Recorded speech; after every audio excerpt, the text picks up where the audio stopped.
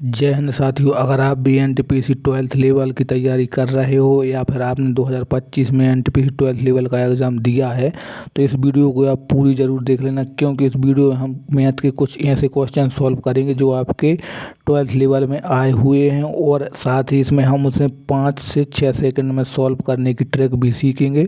और आपने इन क्वेश्चनों को एग्ज़ाम में कितने मिनट में सॉल्व किया है आप देख लेना, क्योंकि इस वीडियो में हम ट्रिक के साथ कुछ इंपॉर्टेंट क्वेश्चन सॉल्व करेंगे जो आपके बार बार रिपीट हुए हैं हर शिफ्ट में। ठीक है दोस्तों, तो चलिए वीडियो करते हैं स्टार्ट। तो देखो दोस्तों, आपका इसमें पहला क्वेश्चन है कि प्रथम 150 विषम प्राकृतिक संख्याओं का औसत ज्ञात कीजिए। दोस्तों, ये क्वेश्चन इतना इम्पोर्टेंट है 12th लेवल का, जो आपका हर एग्ज़ाम में और हर शिफ्ट में आया हुआ है, और आगे जो आपके एग्ज़ाम होंगे उनके लिए भी ये क्वेश्चन इम्पोर्टेंट है। तो इसे हम कैसे सॉल्व करते हैं, देखो दोस्तों, जो आपको 150 दिया गया है इसमें विषम संख्याओं का, तो जो आपका 150 और ये क्वेश्चन आपका देखिए दोस्तों, मैं हर क्वेश्चन प्रीवियस ईयर की लाया हूँ जो अभी आपके सितंबर में हुए हैं। ये आपका 19 अगस्त को हुआ था, क्योंकि आपको पता है कि जो आपके एग्ज़ाम 7 अगस्त से लेकर 9 सितंबर तक चले थे, तो हर क्वेश्चन आपका हर शिफ्ट से आया है एक एक क्वेश्चन। ठीक है, आपका 19 अगस्त को पूछा गया क्वेश्चन है, जैसे कि 150 है। ठीक है, अब अगर इसमें अगर विषम का पूछता है कि 150 विषम प्राकृतिक संख्याओं का औसत कितना होगा, तो जो अगर विषम का पूछता है तो उसका सेम वही हो जाता, मतलब वैसा ही, ठीक है, सेम हो जाता है, मतलब इसका हो जाता 150 ज्यों कहते हो। ठीक है, और अगर इसी में पूछ लेता कि 150 जो आपकी सम संख्याओं का औसत कितना होगा, तो इसमें हम एक जोड़ देते हैं, तो इसका हो जाता आपका 151। ठीक है, तो इसका हो जाएगा आपका 150, इसका सही आंसर आ जाएगा ऑप्शन नंबर डी। ठीक है दोस्तों, तो इम्पोर्टेंट क्वेश्चन है आपका, हर शिफ्ट में बार बार रिपीट हुआ है। ठीक है दोस्तों, तो हम और आगे क्वेश्चन देखते हैं। दोस्तों, उससे पहले अगर आपको वीडियो पसंद आती है तो प्लीज़ वीडियो को आप एक लाइक ज़रूर कर देना। ठीक है, और चैनल को कर लेना सब्सक्राइब, क्योंकि ऐसे ही इंपॉर्टेंट वीडियो आपको इस चैनल पर मिलती हैं और आगे भी मिलती रहेंगी। वीडियो को शेयर अपने दोस्तों में ज़रूर कर देना। ठीक है, अब देखो दूसरा क्वेश्चन, दो क्रमागत प्राकृतिक संख्याओं का गुणनफल 600 है, तो दोनों संख्याओं में से बड़ी संख्या क्या होगी। तो दोस्तों, इसमें हमें गुणनफल दिया गया है 600 और हमें इसमें बड़ी संख्या ज्ञात करनी है, तो हमें इसमें ज़्यादा टाइम बर्बाद नहीं करेंगे, ट्रिक से सीखेंगे। बहुत से बहुत आपके 4 या 5 सेकंड में हर क्वेश्चन को सॉल्व करना है, क्योंकि इनको सॉल्व करने के बहुत से तरीके हो सकते हैं, लेकिन यहाँ पर हम तरीके नहीं सीखेंगे, यहाँ पर हम ट्रिक से सीखेंगे कि आप कितने जल्दी क्वेश्चन को सॉल्व कर सकते हैं। ठीक है, अब देखो दो संख्या है, मान के चलो ए और बी, ऐसी दो संख्या है, उनका गुणनफल है 100, मतलब गुणनफल 600, तो हमें बड़ी संख्या ज्ञात करनी है, तो हम सीधा ऑप्शन से सॉल्व करेंगे। अगर देखो, जैसे हम बड़ी संख्या अगर हम 16 को मानेंगे, 16 अगर बड़ी संख्या है तो इससे छोटी संख्या होगी आपकी 15। ठीक है, अब 15 का अगर 16 में गुणा होगा तो आपका 600 नहीं आ सकता। ठीक है, लगभग 200-250 के बीच में रहेगा। ठीक है, अब अगर हम बड़ी संख्या अगर 40 मानते हैं तो इससे छोटी होगी आपकी 39। ठीक है, तो ये बहुत ही ज़्यादा निकल जाएगा। ठीक है, क्योंकि अगर लगभग 40 का स्क्वायर करेंगे हम तो वो बहुत ज़्यादा निकल जाएगा। ठीक है, अब अगर 31 करेंगे, अगर हम 31 अगर बड़ी संख्या है और अगर तो फिर छोटी आपकी 30 रहेगी, तो ये भी बहुत ही ज़्यादा निकल जाएगा, क्योंकि 30 का स्क्वायर लगभग 900 हो जाएगा। ठीक है, और एक बार और हमें गुणा करना पड़ेगा 30 का। तो जब आपके तीनों ऑप्शन गलत हो गए इसमें, ठीक है, तो चौथा तो आपका सही हो ही जाएगा। अब ठीक है, जैसे हम मान के चलो अगर 25 बड़ी है तो छोटी रही होगी आपकी 24।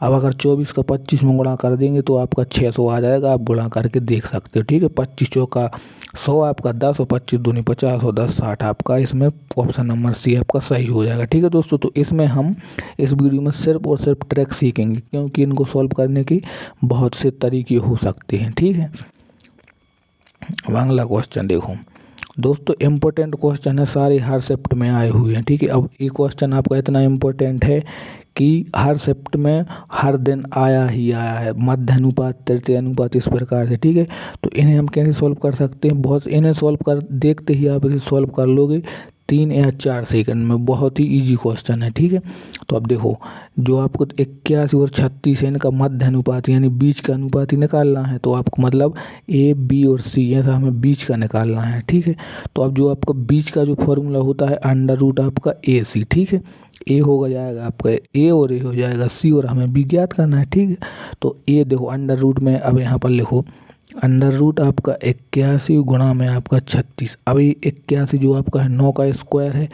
ठीक है। और ये आपका 6 का स्क्वायर है, तो स्क्वायर से आपका स्क्वायर रूट दोनों का कट जाएगा, सीधा 9 में 6 का गुणा कर दो, 9 इंचिंग 54, ऑप्शन नंबर ए सही आ जाएगा। ठीक है दोस्तों, क्योंकि इस वीडियो हम यहाँ पर सिर्फ और सिर्फ आपकी यहाँ पर हम ट्रिक्स सीख रहे हैं, यहाँ पर आपको सॉल्व करने की विधि नहीं सिखाई जा रही कि आप सॉल्व कैसे करोगे, आप ट्रिक्स सीखो, क्योंकि इनको सॉल्व कर आप बहुत से तरीके से कर सकते हैं। ठीक है, आपके पास फॉर्मूला है, सब कुछ है। ठीक है, अगला क्वेश्चन, एक थोक व्यापारी 400 रुपये के अंकित मूल्य पर 10% की स्कीम छूट देता है। ठीक है, और विक्रय मूल्य हमें ज्ञात करना है। अब देखो यहाँ पर अगर 10% की छूट दे रहा है, 10% की जो छूट दे रहा है, 10 का मतलब होता है 1/10। अगर कोई चीज़ 10 की रही होगी तो 1 की छूट मिल गई, मतलब 9।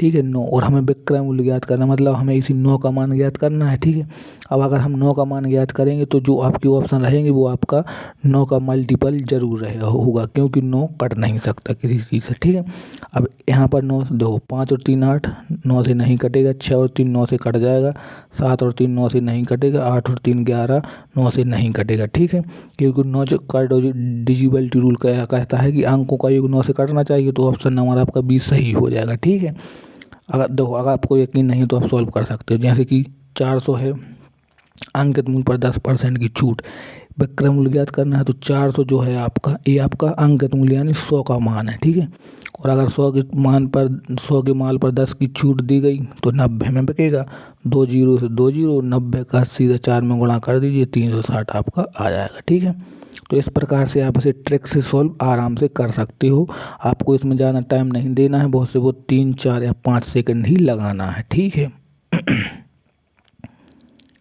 अब अगला क्वेश्चन,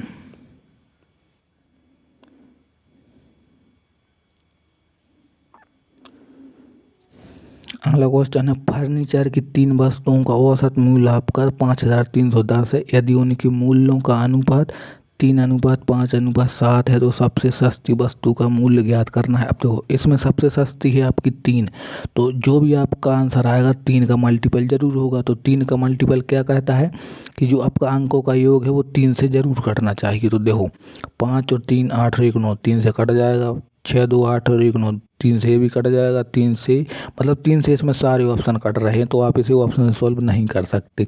तो इसे हम डायरेक्ट सॉल्व कर लेते हैं। जो आपका दिया गया है 53, जो 10 दिया गया है, ये आपका कितने का मान है, 7 और मतलब 7 3 10 और 5 15 का टोटल मान है। और हमें जो ये बात आप हमेशा याद रखना कि जिसका मान दिया जाता है उसको हम नीचे रखते हैं, और जिसका हमें पता करना होता है उससे हम गुणा करते हैं। सबसे छोटी वस्तु का मूल्य ज्ञात करना है, सबसे छोटी है आपकी 3, बस 15 से काट दीजिए, 15 से काट दीजिए, कितनी बार कट जाएगा, 15 से काट दीजिए तो 15 तिया आपका 45 हो जाएगा, बच जाएगा यहाँ पर कितना 8 बच जाएगा, तो हो जाएगा 81, 15 7 15 5 75, आपका 6 बच जाएगा, 15 चौका 60। ठीक है, अब इस 354 का 3 में गुणा कर दीजिए तो आपको कितना आ जाएगा, 3 चौका 12, आपकी 1 आ जाएगी, 3 5 15 1 16, आपकी 1 आ जाएगी, 3 का 9 और 1 10, 1062 आपका ऑप्शन नंबर इसमें 20 सही आंसर हो जाएगा। ठीक है दोस्तों, तो आप जो भी यहाँ पर दिया गया है, और ये क्वेश्चन आपका 20 अगस्त को पूछा गया क्वेश्चन है, सारे क्वेश्चन आपके रिपीट हुए हैं। ठीक है, आप यहाँ पर देख सकते हैं। ठीक है दोस्तों, ये इतना इम्पोर्टेंट क्वेश्चन है आपका डिजिबिलिटी रूल का, इतना इम्पोर्टेंट है आप जितना बोलो उतना कम है, क्योंकि डिजिबिलिटी रूल से सीधा एक क्वेश्चन आपका हर शिफ्ट में आता है, मतलब ये फ्री का नंबर है आपका। ठीक है, आप आसानी से इसे सॉल्व भी कर सकते हैं। तो आप इसे कैसे सॉल्व करते हैं कि संख्या दी गई है आपकी 71 87 54 023, निम्न में से किससे विभाज्य होगी। ऑप्शन है आपके 18 21 13 3, तो ये क्वेश्चन आपके सीधे आप ऑप्शन से सॉल्व करते हैं। ठीक है, तो अब यहाँ पर जो 18 है आपका, 18 का डिजिबिलिटी रूल क्या कहता है कि 18 से हम अगर किसी संख्या में भाग देंगे तो इसे हम सीधा तोड़ लेते हैं 2 में, यहाँ से 2 गुणा 9। ठीक है, अगर जो संख्या 18 से कटेगी तो वो आपकी 2 से भी कटेगी और 9 से भी कटेगी। तो ठीक है, इसमें 2 का क्या कहता है कि 2 से कौन सी संख्या कटेगी, सम संख्या। तो यहाँ पर देखो पीछे आपका इकाई अंक देखो 3 है, तो मतलब ये आपकी सम संख्या नहीं है, मतलब ये संख्या आपकी 18 से 2 से नहीं कटेगी, 2 से नहीं कटेगी तो 18 से भी नहीं कटेगी, बात खत्म। अब देखो यहाँ पर 21 है, अब दूसरा ऑप्शन देखते हैं, तो 21 से कोई संख्या कटेगी तो 3 से भी कटेगी और 7 से भी कटेगी, ठीक है दोनों। तो अब 3 का डिविजिबिलिटी रूल क्या कहता है, अंकों का योग 3 से काटना चाहिए। तो हम यहाँ पर अंकों के योग को 3 से काट कर देख लेते हैं कि ऐसा कट जाएगा। 7 7 और 8 15 कट जाएगा आपका, 3 भी कट जाएगा आपका, ठीक है। और 5 और 4 9 भी कट जाएगा, और 7 और 2 9 भी कट जाएगा। अब एक बच जाएगा, मतलब ये संख्या आपकी 3 से नहीं कटेगी। तो ऑप्शन नंबर बी भी आपको गलत हो जाएगा, ठीक है। और अब 3 से नहीं कटेगी तो आपका ऑप्शन नंबर डी भी इसमें गलत हो जाएगा। मतलब 3 ऑप्शन जब आपके गलत हो गए तो आपका ऑप्शन नंबर सी इसमें सही, 13 से पूरी संख्या आपकी कट जाएगी, ठीक है। तो यहाँ पर आप इसको एलिमेंट करना भी सीखो कि जो ऑप्शन नहीं है उसको आप पहले ही काट दो, आपका आप सही ऑप्शन आखिरी में बच के आ जाएगा, ठीक है।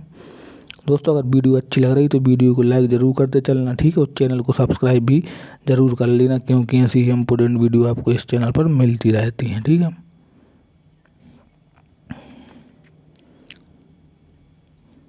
अगला क्वेश्चन, 332 और 343 के बीच आने वाली अभाज्य संख्याओं की संख्या बताइए इन दोनों संख्याओं सहित, ठीक है। और ये क्वेश्चन आपका 3 सितंबर को तीसरी शिफ्ट में आया हुआ है, ठीक है। अब देखो अभाज्य संख्या बतानी, तो अभाज्य संख्या वे संख्याएं जो आपकी किसी से नहीं काटती, सिर्फ एक से और स्वयं से काटती हैं, ठीक है। बहुत आसान है। तो सबसे पहले यहाँ पर संख्या देखो 332 333 आपकी हो जाएगा, 343 तक लिख लीजिए।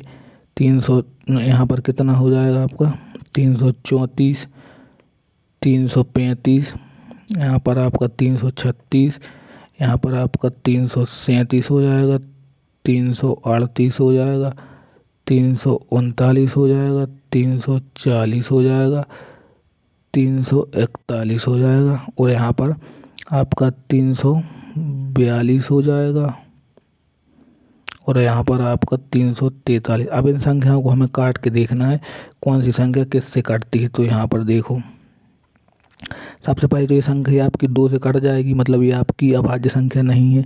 ये आपकी 3 से कट जाएगी, ये भी अभाज्य नहीं है। आपकी 2 से कट जाएगी, ये भी अभाज्य नहीं है। ये भी आपकी 5 से कट जाएगी, अभाज्य नहीं है। आपकी 2 से कट जाएगी, अभाज्य नहीं है। और यहाँ पर 337, ऐसे कि 337 आपकी किसी से नहीं कट रही, तो ये आपका अभाज्य संख्या 1 हो गई।